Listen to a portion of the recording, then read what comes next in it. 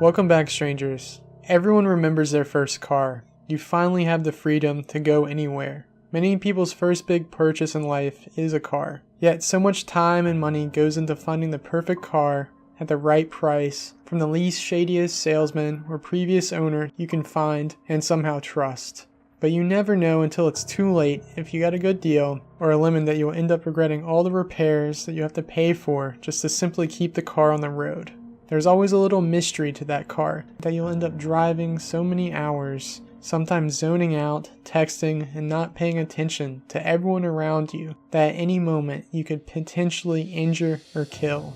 Today we're going to discuss the 5 haunted and cursed cars that ruined the lives of their owners and those closest to them. The best way to begin is with the car that inspired Stephen King's Christine. The car is a 1964 Dodge 330 limited edition dubbed the Golden Eagle. The deadly car is connected to the deaths of at least 14 people and has been called the most evil car in America. It was originally purchased by the Old Orchard Beach Police Department in Maine and used as a cop car. The police department then sold the car to a local elderly man after the 3 officers who drove the car regularly all died in strange but separate murder-suicides where they each killed their families and then themselves. The infamous Dodge eventually became the car of Wendy Allen and her family. They never encountered the violent side of the vehicle, but the car doors would randomly fly open while driving down the highway. The car's creepy reputation attracted a lot of teenage vandals in the 80s and 90s. Supposedly all the unfortunate vandals died soon after terrorizing the car. 4 were struck by lightning, and 1 group was decapitated in a horrendous crash involving their car and an 18-wheeler. 2 young children, one in the 80s and another in the 90s, who went with their older siblings to vandalize the car, were eventually killed when they were crossing the street and hit by a car that was going so fast it appeared like it came out of nowhere. 1 poor kid in 2008 simply touched the cursed car, and a few weeks later he murdered his family, dog, and burned his house down. In 2010, a church group stole the car and took it apart.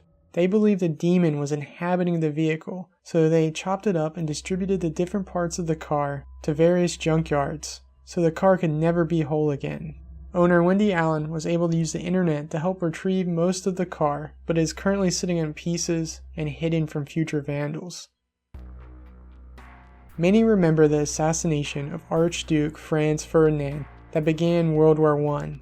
After years of building tension between the nations of Europe, on Sunday, June 28, 1914, him and his wife were attacked when an assassin threw a grenade at their car. However, the grenade missed and injured innocent bystanders.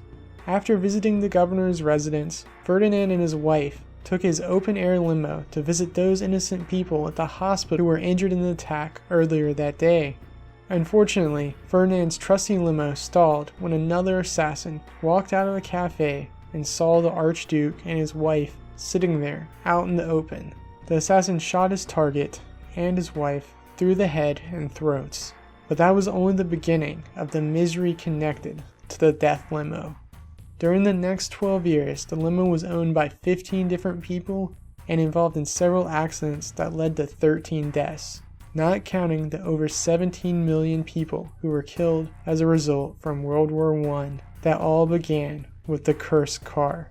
The next owner was an Austrian general who went insane while driving the car through Vienna, causing him to be committed to an asylum where he would eventually die. The governor of Yugoslavia became the new owner of the cursed limo.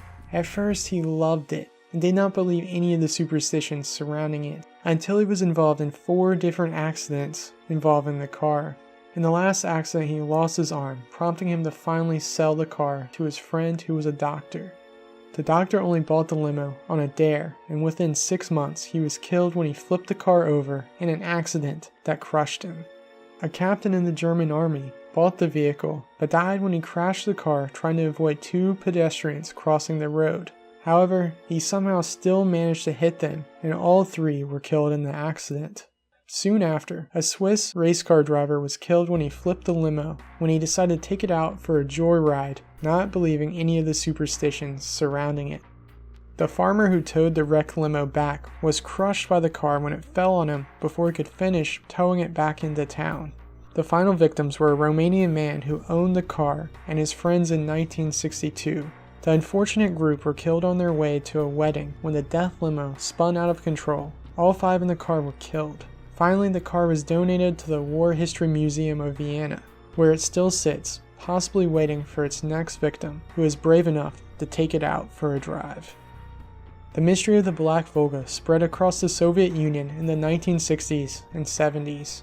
During this time, the people were living in fear of their government, and they began noticing Black Volga limousines that would abduct people, especially children. The cars had a white curtain and rims. Some said the mirrors on the cars looked like horns. Others claimed the Volga was actually red, but no one could ever see the driver. Rumors began to circulate that the cars were actually driven by vampires, priests, nuns, Jews, Satanists, and even Satan himself. It is said that the driver would lure victims into the car by asking them for the time. If anyone else approached the car uninvited, they would be killed on the spot or die mysteriously exactly 24 hours later. Many think children were targeted so their blood could be used to cure rich Arabs or Westerners who suffered from leukemia or other diseases, so their organs would be harvested and sold on the black market. Volga limousines were one of the most expensive cars driven by high society Soviets, usually only belonging to the elite political officers who were responsible for the hardships and fears of its citizens. The legend of the Black Volga is believed to have been circulated by the Polish secret police in order to discredit the idea of actual secret kidnappings that were taking place at that time in the Soviet state. President John F. Kennedy's navy blue 1961 Lincoln 74A convertible was codenamed the SS-100X by the Secret Service. It was the car him and his wife Jackie were riding in on that fateful day in November of 1963 when he was assassinated by Lee Harvey Oswald. The car had over $200,000 worth of modifications on it, but strangely, it wasn't bulletproof. It left the president completely exposed to the unseen gunman. There were several modified domes built to fit on top of the convertible, but they made the car hot and uncomfortable without adding much protection to the president. The Lincoln is supposedly haunted by the ghosts of Kennedy, yet it was surprisingly kept in service for 8 more years after the president's assassination. The Secret Service ensured that proper reinforcements and safety measures were added to the car that were missing before it went back into service. It was lined with titanium armor plating, a permanent bulletproof roof, and bullet-resistant glass. President Johnson had the car painted black so it wouldn't be as reminiscent of that terrible day in 1963. The presidential limo was finally replaced in 1967. But the 1961 Lincoln was used for other duties until it was finally retired in the Henry Ford Museum in 1978. An apparition of a man dressed in gray is often seen standing near the car. He is most often seen near the anniversary of Kennedy's assassination in November. In 1954, classic film star James Dean developed a love for cars and racing.